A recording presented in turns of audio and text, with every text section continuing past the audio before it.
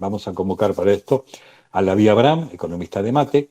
Saben ustedes que Mate es mirador de la actualidad del trabajo y la economía. Lavi, Néstor Zula, ¿cómo estás? ¿Qué tal, Néstor? Buenos días, ¿cómo estás? Muy bien, muy bien. Bueno, Lavi, ¿cómo llega esta economía preelectoral? ¿Esta economía está afectada por los tiempos electorales o no? Más o menos, no está tan afectada por los tiempos electorales. Está afectada porque hace unos 5 meses, prácticamente diría desde principios de año, que la economía está en una especie de vaivén, en donde tuvimos, si miramos los datos sobre todo de producción, de crecimiento, los datos de la economía real, 3 meses para arriba, 3 meses para abajo, intercalados, es decir, como una especie de estancamiento, en donde no hay un sendero claro de crecimiento, de producción. Y entonces, bueno, se llega a las elecciones y parece, todo el mundo mira al último momento, pero me parece que hay que mirar un poquitito más atrás y ver esto, que no está creciendo la economía, como que el programa económico no da pie con bola, hablando mal, exagerando un poco, pero sobre todo en la Mm, cuestión de la industria, el comercio que no levanta, la construcción, por la falta sobre todo de obra pública, pero también en términos generales de construcción.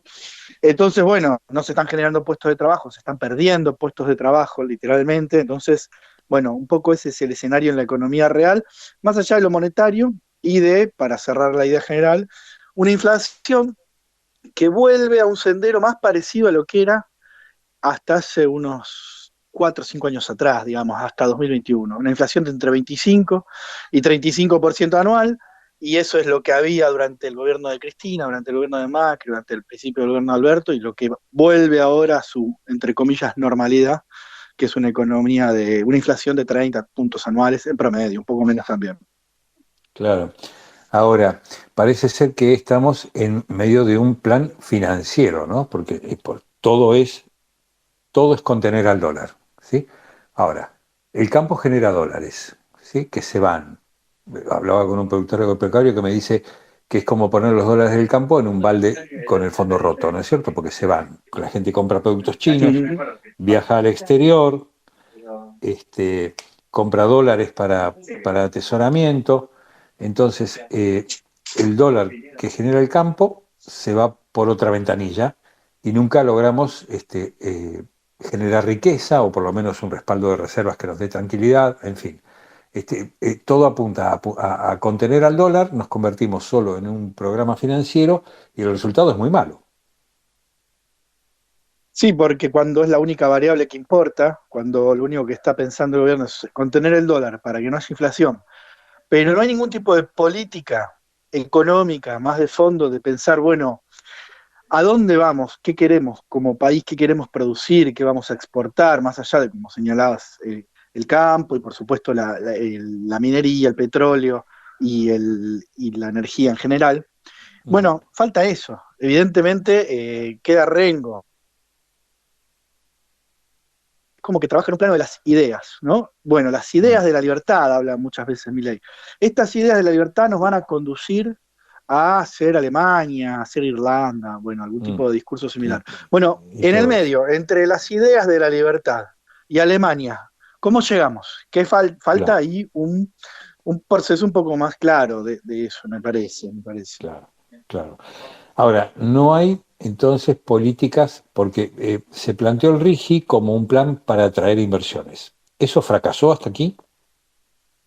No es que fracasó, pero sin dudas no cumplió con las expectativas que había. Y efectivamente es solamente esa política, atraer inversiones extranjeras, que es una política que además hay que decir, tiene sus límites, vamos a ponerlo así, tiene sus límites. Se calcula en general que por cada $1.000.000 se genera un puesto de trabajo, por cada $1.000.000 de inversión extranjera, un puesto de trabajo. Entonces, a lo mejor una super inversión muy importante de $300 millones genera 300 puestos de trabajo. No es Claro, mucho, es realmente lo que genera un claro, poco, no sé, varios restaurantes y un par de bares, no quiero, claro, realmente es poco. Pensar que con $1.000 millones vamos a generar 1.000 puestos de trabajo, es muy poco para Argentina, teniendo en cuenta que claro. desde 2023 hasta acá se perdieron 140.000 puestos de trabajo solo en el sector privado registrado. Claro.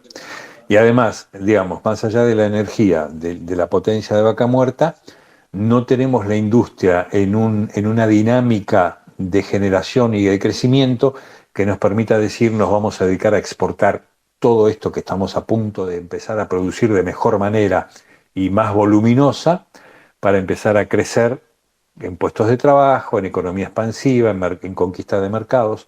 Todo esto no está ocurriendo, ¿no es cierto? No, no está ocurriendo y también agrego a eso, tampoco se está pensando en fortalecer un mercado interno, que es importante en Argentina, porque hay una idea también del gobierno de, bueno, vamos a pensar en una Argentina que exporta, que se abre al mundo.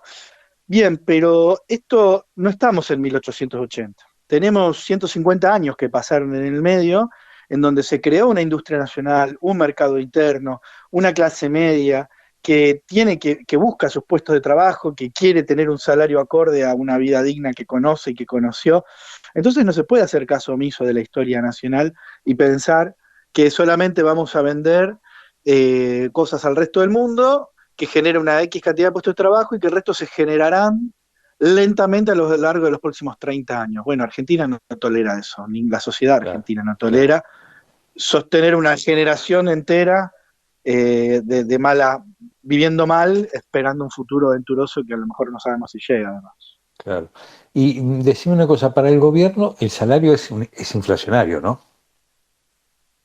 Sí, en general el gobierno entiende que el salario es causa de la inflación y entonces las paritarias siempre están pisadas o por lo menos están complejas, siempre mucho más difíciles los aumentos salariales en las paritarias. Y además, sobre todo, no entiende que el salario, o por lo menos no lo pone en su juego de variables económicas, al salario como una fuente de demanda. Los salarios altos no solo son un costo, por supuesto que son un costo para los empresarios, pero también son la fuente de la demanda interna, son la fuente de la expansión del turismo, la fuente de la expansión de la gastronomía, la fuente de la expansión de la propia industria nacional. Ese doble rol del salario no parece entenderlo el gobierno, que solo se concentra en una de las variables, que es, bueno, es un costo, bueno, pero también es la fuente de la demanda interna y me parece que eso no parece, no parece. Bien. ¿Hay que tener algún tipo de temor o de cuidado o de prestar atención a una posible derrota electoral del gobierno el domingo? ¿Esto puede alterar los mercados el lunes? ¿Puede alterar el tipo de cambio? ¿Puede alterar que del exterior le quiten apoyos? ¿Puede haber movimientos a partir de una derrota? En general los mercados son bastante conservadores, han apostado a este gobierno y una derrota que es de unas elecciones provinciales, pero bueno, importantes por supuesto, lo verían con malos ojos. En ese caso sí puede esperarse más presión sobre el mercado, sobre el valor del dólar, que también hay que decirlo, estuvo contenido mucho tiempo, entonces aunque aumente un poco el valor del dólar, sigue en términos de poder adquisitivo, en términos reales, por debajo del 2023 inclusive. No sería tan terrible en esos términos, pero sí sería un golpe para el gobierno porque se le termina su narrativa en ese caso. Se le termina su narrativa de que hay un dólar contenido y que eso es la base de una inflación menor. Claro, claro. Bueno, la vi Abraham, economista de Mate, muchísimas gracias y buen fin de semana. Muchas gracias, Néstor. Buen fin de semana y hasta la próxima. Muy amable. Hasta la próxima, muchísimas gracias.